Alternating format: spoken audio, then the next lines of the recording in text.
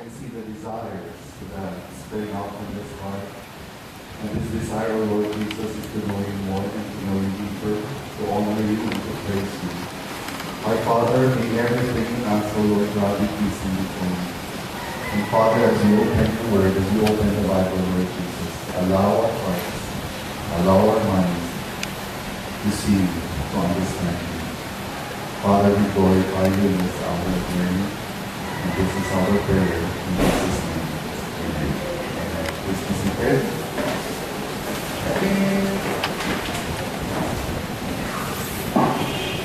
Mayroong mga sa tanan. This is a big encouragement for me after being away for 1 week and to see that shares are almost filled at a very early time. And I saw that's Justin. Well, extra from one. Rarely that I've seen somebody taking out extra chairs to be seated on. So praise God for this. I hope it will be consistent. Consistent. Hindi lang makapunin si Sister Enrique, si Brother Art, madala sa silang barangay. I hope it will be consistent that we will be seeing more of each other, more of the days of the week. Kabay pa. And then, as you can see around, last Thursday we were here for the Jesus Talk. And then, hindi pa ang muli kagabo atong lugar. Hindi pa kagabo. I say that kagabo because it is, it is nang makakawak pansin. Ano nga yung silonggo? Makaagaw pansin. Makaagaw sa matanga, may branches sa daan, may kahabit ng bells sa ribbon. Pagkatapos, finding salvation in Christ, alam na sa last Thursday. Pero ang decorations around it, wala na dira. Sino nag-decorate? Diyan niya. Wala ko siya niya, mag-raise ang nabi. So, praise God, yan yan. Wala na pulis ni Shell. So, it is a blessing, and it is a big encouragement that we are seeing more of the talents of our brethren. Nagkaka-encourage kita, we never receive this. But then, hopefully, wala lang kita nag-decorate sa ato na halls during Christmas or during December. There are more reasons to celebrate each day of our lives. And as we go to our lesson this morning, I hope that you will be convinced that every day is a day to celebrate. So finding salvation in Jesus, this is a theme that was given to me, to all the elders, and to all who will be preaching the whole month of December. Kaya ang text sa Romans 10 verse 9. Kung sa inyong mga Bibles, depende sa version, it's basically talking about if you confess with your mouth that Jesus is Lord and believe in your heart that God raised him from the dead, then you will be saved. There are a lot of things that can be discussed and can be drawn from this. Pero ang gusto na ako namalaan, finding salvation in Christ sa ako na ito, that it is in Jesus. Okay, next slide. So, sa atong naging nabuhi, I think there was one lesson that I gave, that our life is a series of problem solving. So, problem solving every day.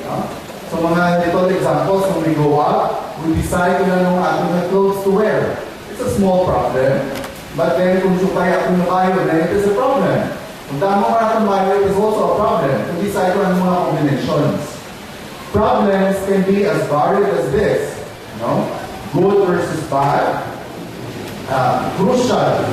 Mas importante at mas mga mabugat ng mga problema. If the problem concerns about deciding good versus bad, treasure versus garbage, light versus darkness, and heaven versus hell. Kung i-tastaran sila tanan sa screen, doon hindi mo blind mag-decide. Of course, we all want to belong to this side. The good, to have treasure, to see the light, and to belong with the light, and of course, to stay in heaven when the right time comes.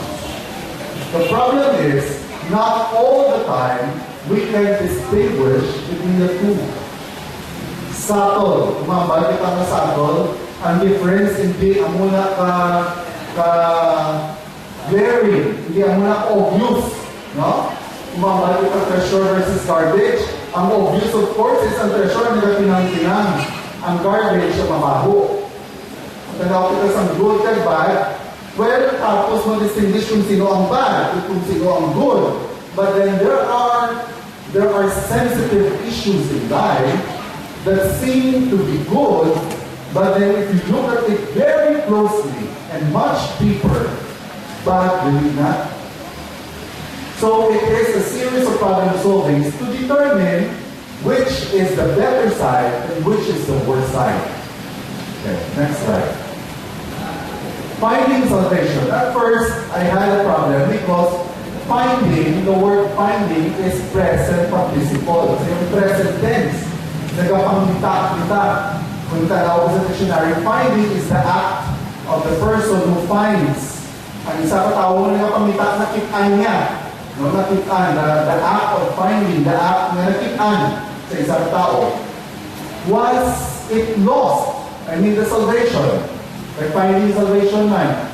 Was salvation lost in the first place? Nga ang ginapamita, nga ang makitaan. Or salvation has always been there, but it is a state of mind.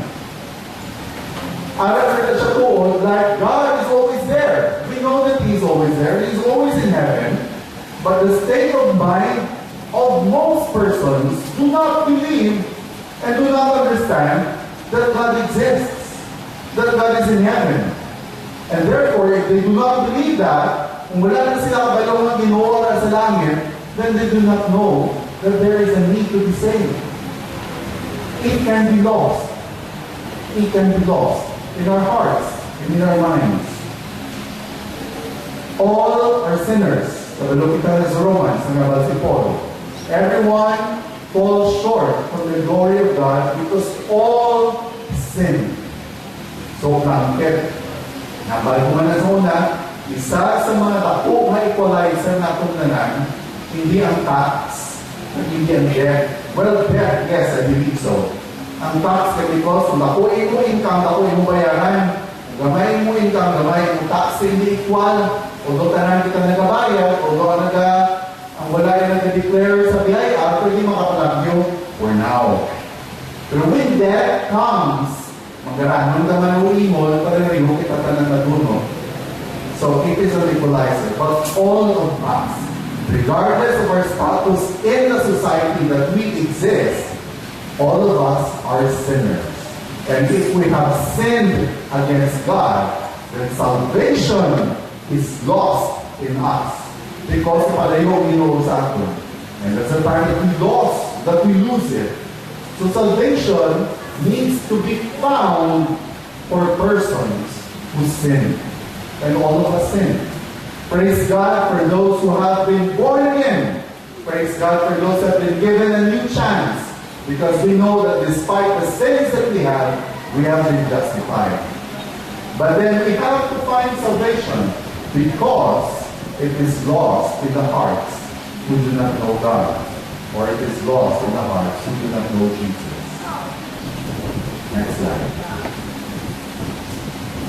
I got our lesson for today. I left it from the kids. Pwede man yung mag-open sa yung Bible, although I always encourage everyone to bring your own Bibles. Pero I think with the blessing of our computer and our system, mabasa pa na tanan. Kung namin ginagawa may Biblia mo. Because if you go back to other texts, which is not flash, then you can open your Bibles and read it for yourselves. Let's all read it together. I typed it. It's a screen so all of us can read. And I hope I can hear everyone reading it. Philippians 3, verses 7 to 11, NLT, New Living Translation version. Let's read verse 7. I once thought these things were valuable. Let's read all together. I want to hear you read. Kailangan nag-aalayan pa yung kita kung isa ako nagamit lang kita. So nagatanaw lang kita sa screen. Okay? Let's read it all together. Verse 7. I once thought these things were valuable, but now I consider them worthless because of what Christ has done. Verse 8. Yes, everything else is worthless when compared compared with the infinite value of knowing Christ Jesus my Lord. For his sake, I have discarded everything else, counting it all as garbage, so that I could gain Christ. Next slide.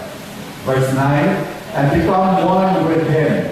I no longer count on my own righteousness through obeying the law. Rather, I become righteous through faith in Christ. For God's way of making us right with himself depends on faith. Verse 10, I want to know Christ and experience the mighty power that raised him from the dead. I want to suffer with him, sharing his death. Verse 11, so that one way or another, I will experience the resurrection from the dead. So praise God for this wonderful and powerful words. As I read the Bible every day, nalabanan sa mga verses na basahan din na, pero when it strikes you again and you realize that there is a meaning that you did not realize before, makabalik ka, no? Nakuha na rin naka-overwhelmed sa pulong sa iyo, makabalik grabe. So praise God for the power of these words. Next slide. So, as usual, I start with my lesson with a background. No?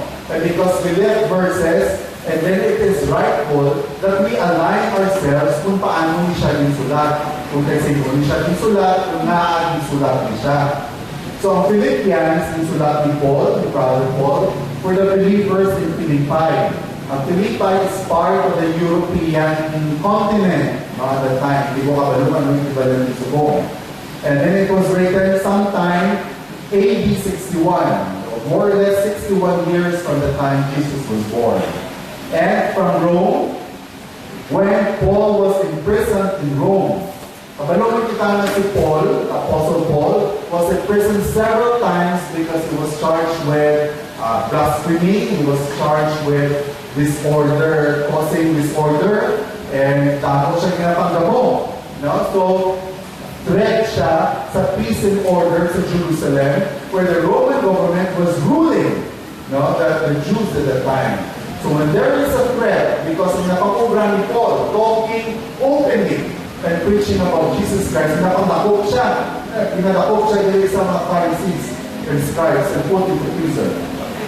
Mas manibalik na, pinadakop siya, at wala po siya niya kung ginautak, ipadala siya sa Rome, where he is a citizen of Rome. Jerusalem was under Rome at that time. So ang mga Jews, ang mga Hudyo, were Roman citizens. Okay? Ang namin sa Philippians is that si Paul ay sa sulod ng Krisuhan, pero a lot of scholars and commentators said that Philippians is Paul's joy letter. No? Kung basahan niyo ng bilog ng libro ng Philippians, hindi ka mo manumdong na ara siya sa Krisuhan.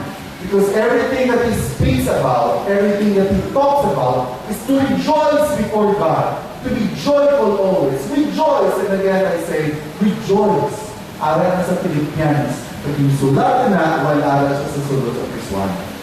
Rarely do we see that a person who is in prison can express such profound feelings of joy. Nakabalungan kita, ang joy is a feeling, is a sentiment based on relationship with Christ. Hindi happiness ba? Kung nagtao ka isa kami doon, i-happy kita, mo kita kwarta, kung manula kami doon, subunan. Joy is regardless of the circumstance that we are in, but because we are with Christ, that regardless kung anong state natin, we are still joyful. Okay, so let's say it verse by verse. Next slide. So tanaw ko sa verse 7. Mas hindi na ako mag-read ako na rin. Verse 7. Again, I'll be reading from the NLT version. So if you have NIV versions or other versions, go ahead and open it. I once thought these things were valuable, but now I consider them worthless because of what Christ has done. These things, I once thought these things. Ang ginanamin niya sininga, these things, kung basahon natin ang mga previous verses from verse 3 going down, verse 3, 5, and 6, ang iyan na nila ang ginapakita, ang iyan na credentials, ang iyan na credits, kang iyang successes. If you try to read the verses preceding verse 7, you have an impression na nagkakimikal si Paul. Dalawa ko yan, Hudyo ako. Puro ako mga Hudyo.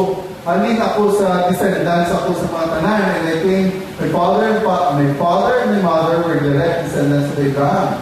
Ang mga Hudyo at that time were really proud. Because they are God's chosen people.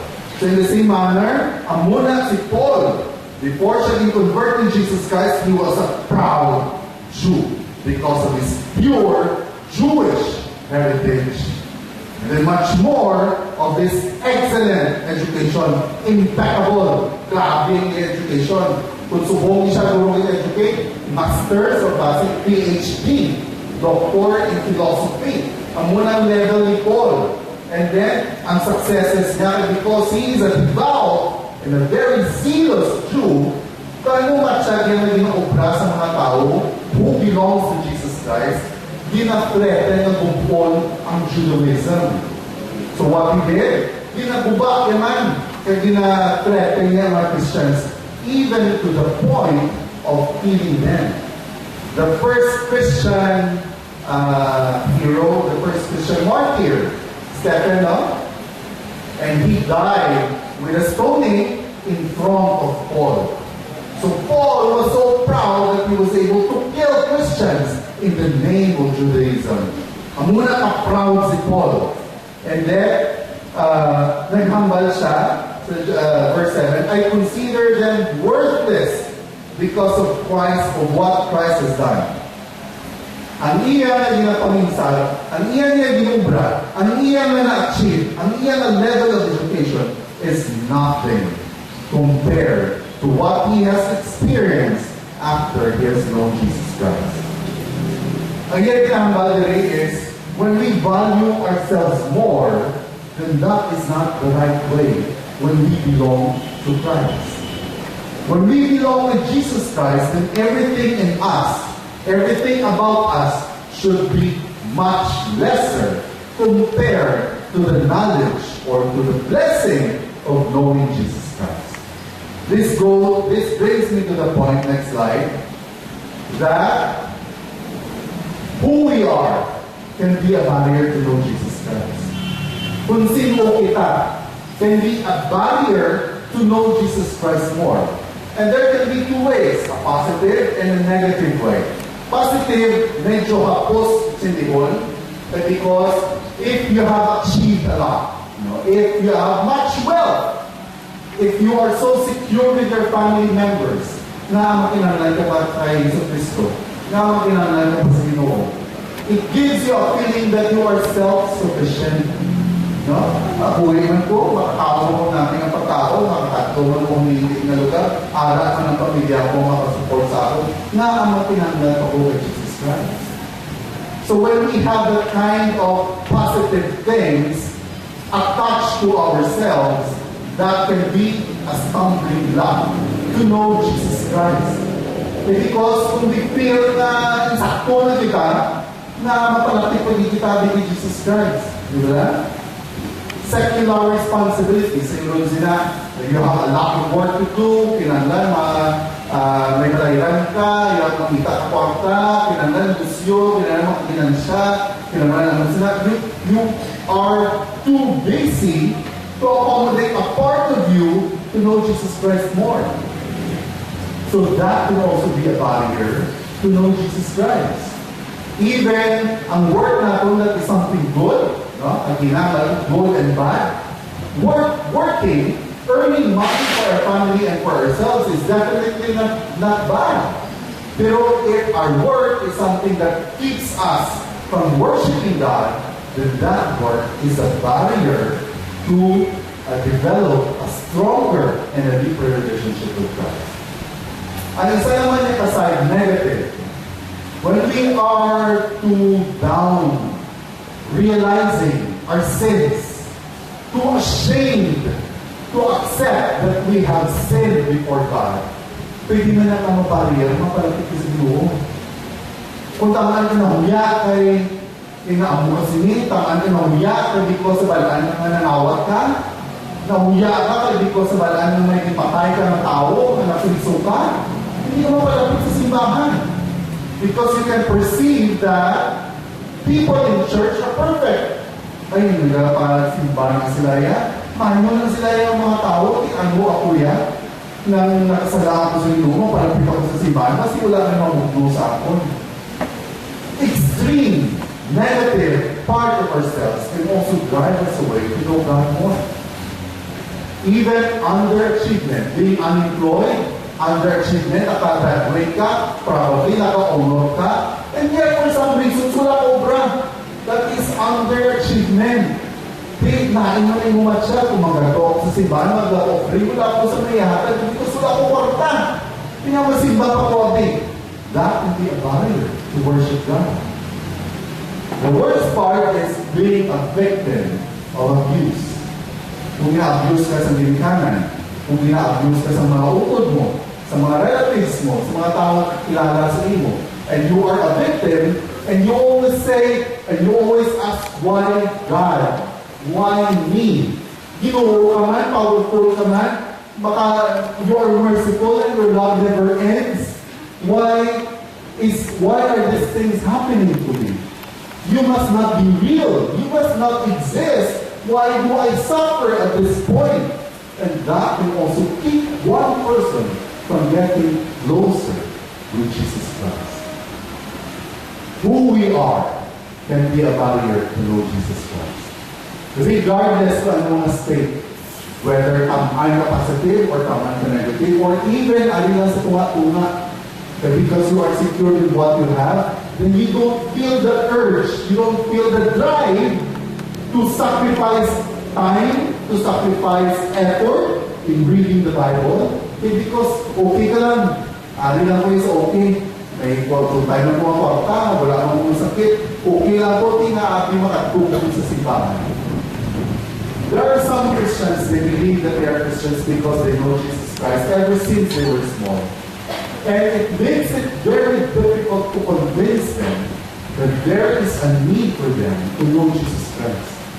Kinahanglan pa kung mag-Bible study, nahalin sa tinder ko, ang muna lang din obra ko, hanggang Sunday school ko, hindi ko yung nakita sa rason nga ang Bible study pa ko siguro. So there is always a reason for anyone not to know Jesus Christ deeper. But we know that there are more reasons to know Jesus Christ deeper. Damo iba-iba na pwede natin mahatag. But then we know for a fact, and I hope you believe that, na mas damo ang rason na kilalanin natin si Jesus Christ. Next slide. Verses 8 and 9. I'm about to refresh you. Yes, everything else is worthless when compared with the infinite value of knowing Christ Jesus my Lord. So, ang infinite value, immeasurable, priceless, priceless. Wala sa biling na makabayad of the value of knowing Jesus Christ. For his sake, I have discarded everything else, counting it all as garbage, so that I could gain Christ and become one with him.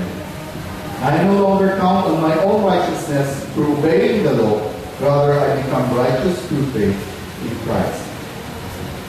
Ang grabe din ng sweeping is ang bali ko, everything, basura, compared to the value and the price of knowing Jesus Christ. Sweeping, no? Sa medical literature, when we write papers and then we judge papers, we are teaching our residents not to make sweeping conclusions. So, ang ba't ito sweeping? Kung idalahin mo lang na, kung if I make a sweeping conclusion, pag ubusong mo rin ng kuha rin, or encompassing, everything else will be covered by the value of knowing Jesus Christ. So, ang muna nito ginanong ang balang good versus bad, treasure versus garbage. We have the impression that kung dakuin mo nga achievement, then it cannot be garbage. It cannot be worthless. Because they devoted their time, they devoted their talent, they devoted their intellect in achieving such a state. when I attend conferences, medical conferences, may mga awarding, pinapakawagan ang mga double and triple degrees. Doktor na sila sa medicine, doktor pa din sila sa philosophy, masters pa din sila sa amusinig, masters pa din sila sa amusinig, pagkatapos head pa din sila sa amusinig, training officer pa din sila sa amusinig, katapos sila bataan. So I get to realize, paano hindi sila mag-exist? With all the titles attached to their name, how do they exist? How do they have quality time with their children, or with their wife, or with their husbands? Nakakabigla ng intindi. And they are being honored. Of course, I don't disagree with that. But then look at Paul saying that everything else that he has achieved is garbage compared to the value of knowing Christ. In our lives, in whatever achievement have we have made for ourselves, have you ever considered it to be worthless compared to the achievement that we made in knowing and obeying Jesus? Ang muli na, ang balipon, everything else in our lives should be amulanig. Compared to the price, probably worth the world to us if we know and if we have a relationship with Jesus Christ. Di ko nagkapating kita sila. Na ang mas importante ang ubra. Na ang mas importante ang musina. Compared to the activities that we do in knowing Christ more and more and more and more. Everything else. Everything. Kahit na sweeping, everything. Tanan! Basura! Compared to the value of knowing Jesus Christ. Paul realized that despite everything that he is, as a Pharisee, as a pure Jew, has no amount of law-keeping, self-improvement, the discipline that he has made. Hindi ako familiar kung ano yung discipline na gina-entail o Pharisee ka, pero they have hundreds of laws to obey. Naman ako sa temple, maghugas ka, maghugasini, kinanglan, hindi ka mag-amusina, kinanglan tamo, hindi. And yet you can do and obey all these laws even without feeling for God. Maski wala kang nahimugma sa Ginoo, basta kumano mo lang ang law number 1 hasta sa law 300 something, then safe ka na. Of course, it requires discipline. It requires a lot of discipline. And yet, he said, none of this can make us right before God. I reviewed the scriptures, I think it was 2 Sundays ago, about the love offering. Ano man ang pinahatag natin sa love offering, probably does not have any effect on God. Maski mapusta ka pa din sa amin yun, kumpara sa piso, wala effect sa Ginoo. Because ang may epekto sa Ginoo, ang status sa akong korason, samtang naghahatag kita. Ang piso, i-drop na ito, that is the only money left in our pockets, that means everything to God. Compared to millions of pesos, may butang mo na, and despite you have billions left. So in the same manner, mas sinano ang obey natin sa law, this is basic to Judaism. Wala effect sa Ginoo if the status of our heart and the status of our mind is not dedicated and committed to honor Him. So it really matters very ang ato na pagpamatya, ang ato na papaminsa. While we do traditions, all these things, I failed to mention the Christmas tree. Every Christmas namin atong Christmas tree.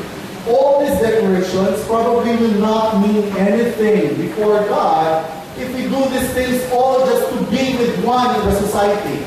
Nalakad kita sa buong sabog, sa SM, sa metro, and all we see are decorations and glittering lights. But these are traditions, rituals that have been probably done hundreds of years.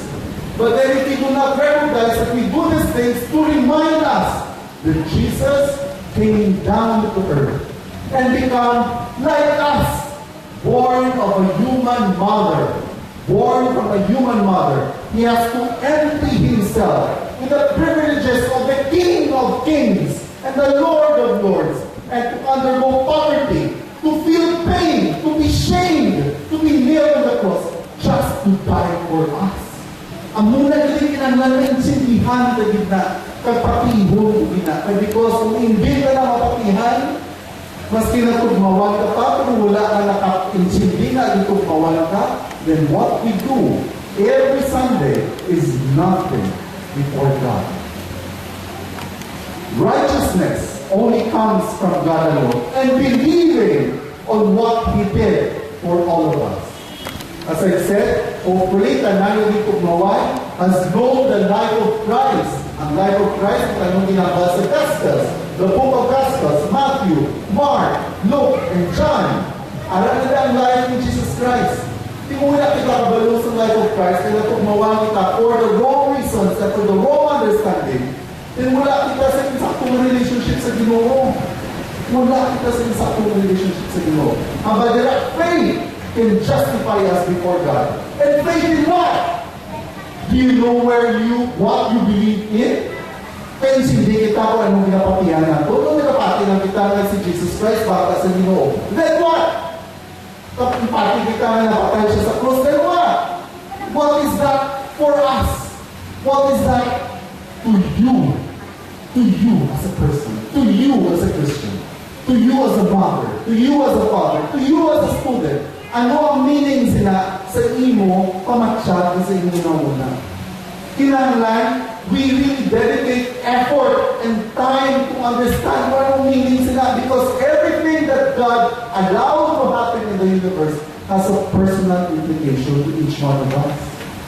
Hindi pwede ko sa tugmawa kita tanan, nagkakagpo kita direct, wala kita kayong hindi ko nang kinatuwan ako, basta yung kita tanan. It's really in knowing first and believing in what we know that will make us right before God.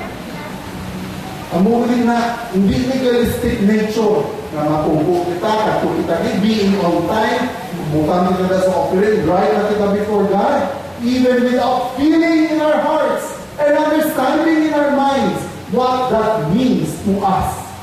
What God has allowed to happen in history and what Jesus did mean to you and me.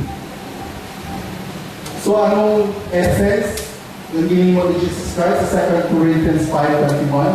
For God made Christ, meaning Jesus Christ, who never sinned, pure, holy, and yet to be the offering for our sin, so that we could be made right with God through Jesus Christ.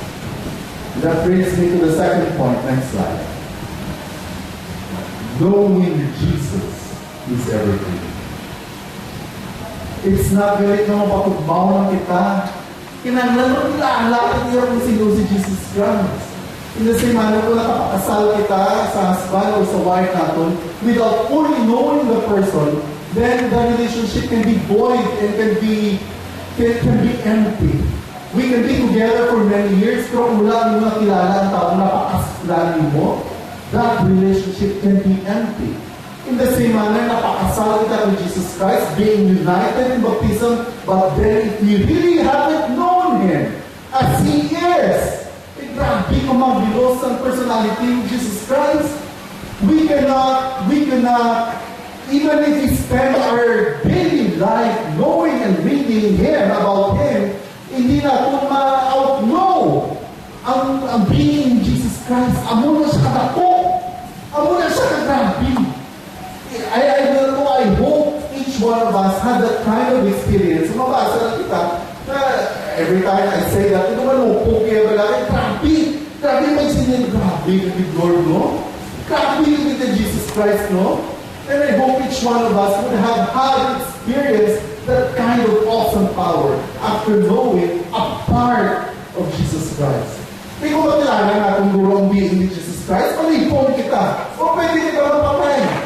In the same manner, ang mga apostles, when Jesus Christ was transfigured on the mountain, si Peter, si James, si John, and si Isa?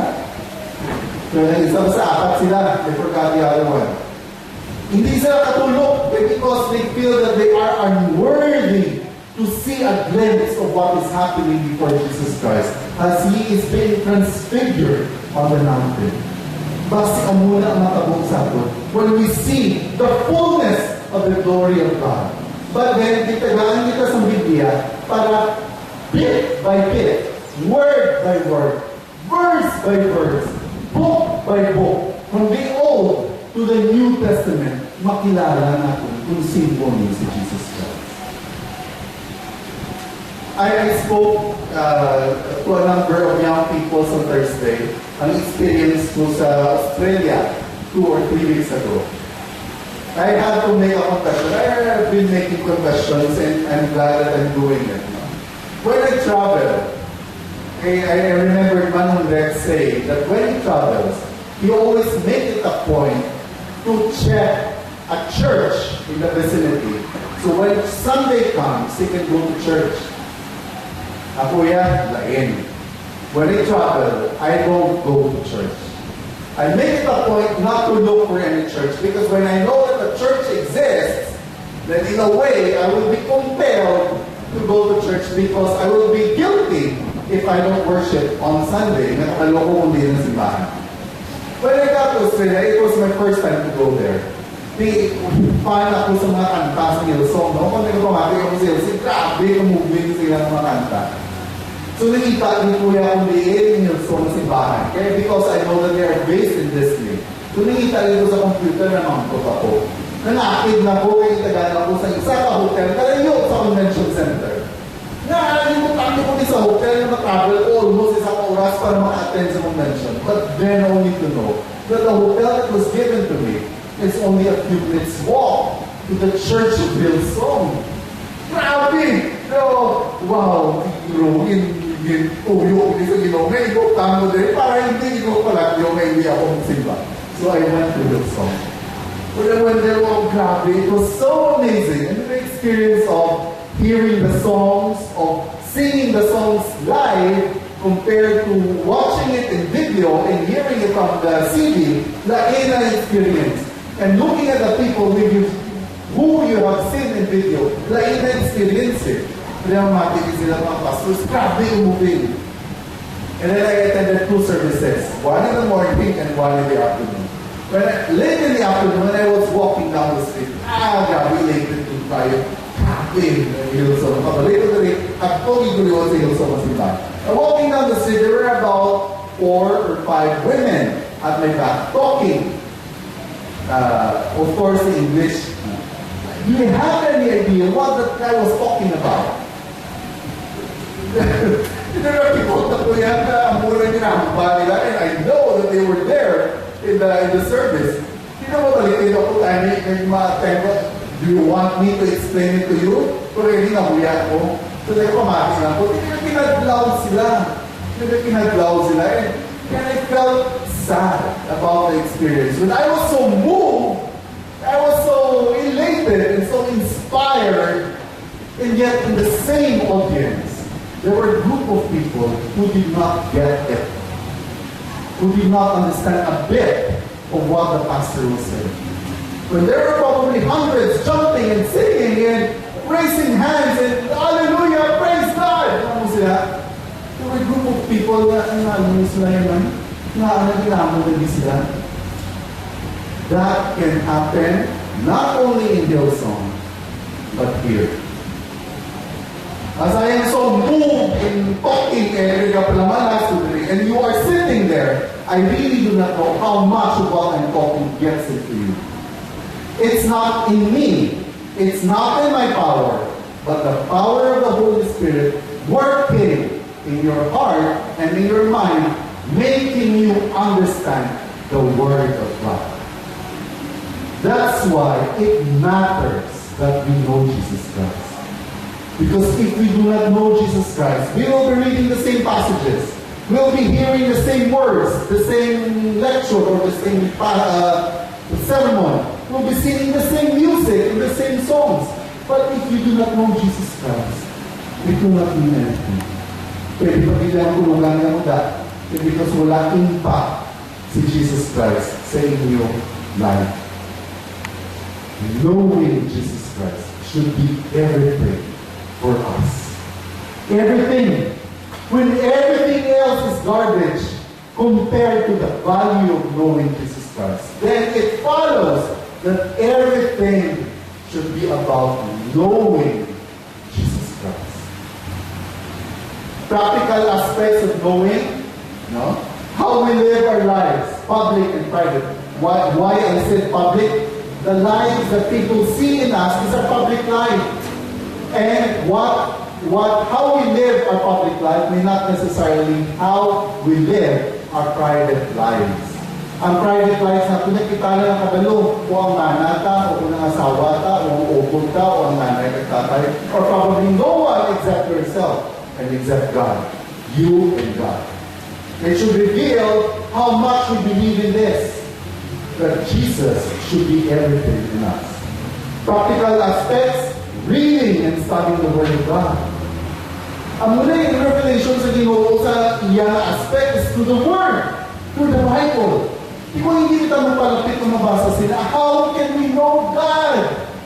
If you think you cannot have the discipline to read it, then get a Bible study. Get a pastor, get an elder to teach you.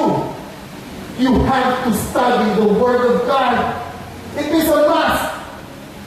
Ang mga elder gani, ang mga we keep on studying because we cannot outknow Jesus.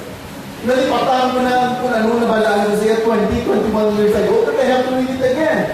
Nagkatama ko ng disciples ko, wala pa ko lang commit, pero niyara na ako 3 o 4 yung gusto mo mag-sugarate ko. And I have to learn again how to teach the life of Christ.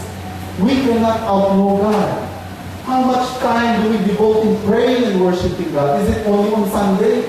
It should be an everyday exercise. Make it a discipline to devote minutes, if you cannot have an hour, minutes in reading the Word of God and praying and worshiping God. As we pray, as we read the Bible, it can be a form of worship. Worship is we honor the presence of God.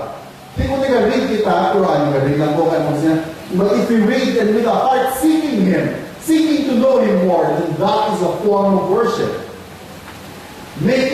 Seeking ways to preach and to teach the gospel, but then if not all of us are intended and designed to teach and preach, then one way is of course to care for people. We have an opportunity to care for the hurt, for those who were victimized by the Typhoon Yolanda. What did you do to show that you care for these people? Hindi ako ay kinangay makabalo. Pero I mean, there has to be something that has to be done at our end. Kristuhan lang kita, ang muna ginambal ni Jesus Christ. If you know me, then do good to these people. I feel guilty because kung mag-drive ako, kita ko na nagpakalimos, and then nagkalaw ko yung masakit na saan, wala na siya masakit. Hindi ko makakag eh. But I know that can be wrong, but I really do not know. I'm still seeking ways to understand better. If they feign, fake nila ilang sakit pala just to get money in the streets. That's a form of insolence, kinamad na and at my end. But then if you have your own convictions, it go ahead. Whatever one changes or has given up for the sake of knowing Jesus Christ, you have to believe that it is definitely worth it. You miss an opportunity of closing a deal because you have to be in a Bible study, then that is worth it. Maski kinaktigan niyo sa iyong pana, maski kinaktigan niyo sa iyong asawa, nagkanto ka sa simbahan ka rin mo, it is worth it. God will make a way that everything will work for His glory and for His honor. And you have to believe that. It's all a matter of faith. Mapanatili kita yan, and we have to believe that all our hearts and all our minds. When everything else is in Jesus, is in knowing God, then everything that will happen in our lives will be based on how God will allow it to happen. Let's proceed with the last 2 verses.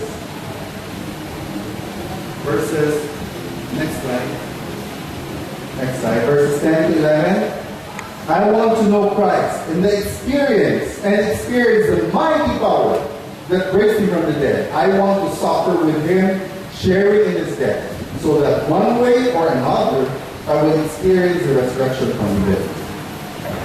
To know Jesus and to experience the power of resurrection said by Paul here will entail suffering as sharing in Jesus' death. There is no such thing as free lunch in example, sa corporate world o sa medical part, manyaga kami o manyakong kami kinasponsoran sa ngayon. Kaya kabalogay kami that there is something in exchange there. Hindi lang kita mapapusok without nothing in exchange. In the same manner, if we know and if we believe in the promises of God of abundant life, of tanan nga kanami na ma-feel natin sa heaven or even having heaven and earth, then there is something in exchange with that. Christ, Jesus Christ, who is the Son of God, has to suffer just to give us this salvation. Then who are we not to suffer with Christ? Hindi lang kita mapalangit, yay! Yari na kami sa langit, and kita niya sa langit, sa earth, na nagkakamalipan. As Paul said, there is always suffering that has to be undergone for us to have fellowship with the glory of God when the time comes. As the gospel shows, looking kita sa 1 Corinthians chapter 15, take your time to read that. Ano ang gospel? It is the death, the burial, and the resurrection of Jesus Christ.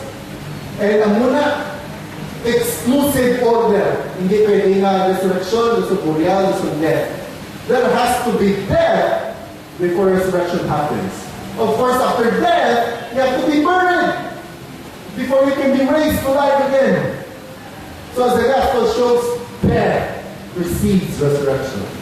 Before we tayo tugnawan, it varies kung ano katasi kita napatay sa ating own self, but then it can vary.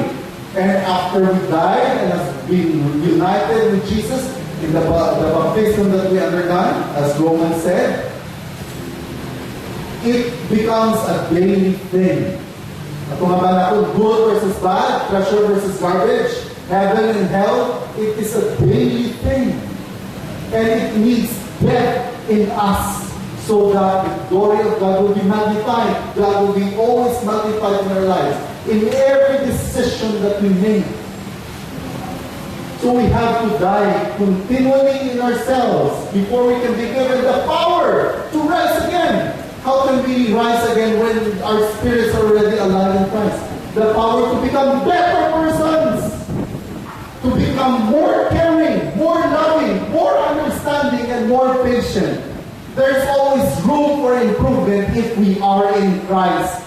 Amen? Amen. If you have cared enough, then you can be more caring. If you are encouraging, then you can be more of an encourager. If we continue to die from our old selves, from our pride, and from everything in us that hinders for us to have a closer and deeper relationship with Christ. What is also certain is resurrection. When we believe in what God did, when we believe in what Jesus did, He died for us, He was buried and resurrected from the dead, we should also believe that He died and we will resurrect. Because if you do not believe in that, di nga ano patugmaw ka pa, nga nag-believe ka kay Jesus Christ, kung wala ka nagapati that you will resurrect from your death. So we have to believe that we will resurrect. And as the Word of God says, it is certain that all of us will have physical death and all of us will have a physical resurrection. This power that raised Jesus from the dead will also enable us to live a life that is pleasing before God. The point is, it is not our effort that will make us better persons. Because if it is our effort and if it is based on our understanding, then we will be proud. Ay, kita mayo lang kayo ng chinyan, Kuya Mayo. Mayo lang kami abilidad ako magamusin. It is not us. Not us. It is the power of God that will continue to work in our hearts and minds and convict us that we are nothing. And it is God which will move us to become better persons. So the glory of God will be seen in our lives. God will make it happen in us. And it is not us working. We have to work. We have to do our part. But it is not only us working here. There is the power of the Holy Spirit working in our hearts and our minds. laylain nga version, ibutang ko lang sulat in one way or the other. Sa NIV, nakabutang somehow. Sa NLT, wala yan. No, I'm sorry. This is NLT. This is NIV. One way or the other. Ang verse 11, so that one way or another I will experience the resurrection from the dead. One way or the other, sa isang version somehow, pero sa New American Standard Bible, wala yan some word of doubt. In quote-unquote na po, sa mga scholars sa Gambal, these words of Paul would mean that without siya, na ma-resurrect siya. When previous verses, he is sure na ma-resurrect siya, tingnan na ba siya somehow, one way or the other. Ang bal sa mga commentators is that Paul is not definite in the way he would die. Kung actual siya, kung mapatay siya physical death, or anong sila. But Paul was certain that he will resurrect from the dead. And when he resurrects, he will be with Jesus. And he will be with God. The last point, next slide please. Salvation is only in Jesus. Sweeping statement again. Finding salvation in Christ, it is only in Jesus that we find salvation. It is not in our works. It's not even in the songs that we sing. It's not even in the things that we do. Only in knowing and in obeying Jesus Christ. Knowing, believing, and obeying Jesus Christ. Of course, there has to be obedience that follow in the knowing and in the believing. Will assure us to experience that power that Paul said that was able to resurrect Jesus from the dead will also be experienced by everyone who believes in Him, who believes and obeys in Him. The power that raised Jesus will be the power that will empower us, meaning make us powerful, make us able to live a spiritually victorious life. Why spiritually? Having a relationship with Jesus Christ will not guarantee physical, material abundance of things. Guarantee. Hindi na guarantee. Or physical meaning, we'll be free of disease. Just like the Jews believed in the Old Testament. Kung nararas mo, hindi ka masakit, hindi ka matingol, hindi ka makapalimos. But then we can be spiritually victorious. But regardless of the state that we are in, hindi ka mamutay ka ba, masakit ka sa corazon, masakit ka sa ulo, masakit ka sa tiyan, you can still thank God. Is something happening in the night? Okay. Hello? Okay. Whatever state that we are in,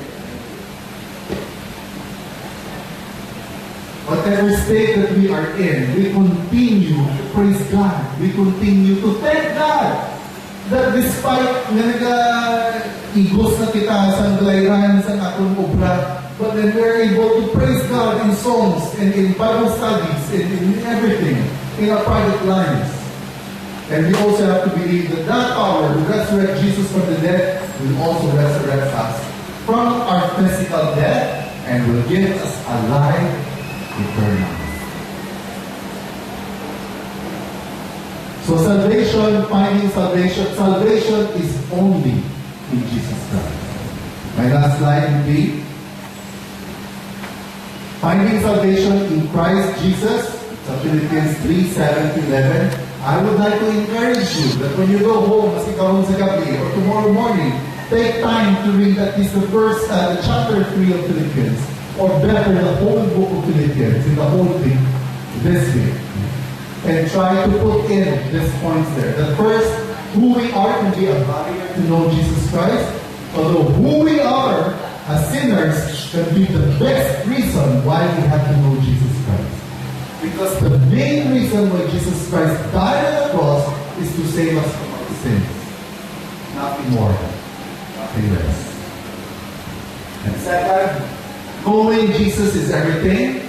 In the same manner that everything that we have accomplished for ourselves is nothing compared to the value of knowing Jesus Christ, then everything in our lives should be about knowing Jesus Christ more and more. And the third one, salvation is only found in Jesus Christ. So let's invite everyone to stand and I ask Brother Vic to lead us in our gospel prayer. I pray that all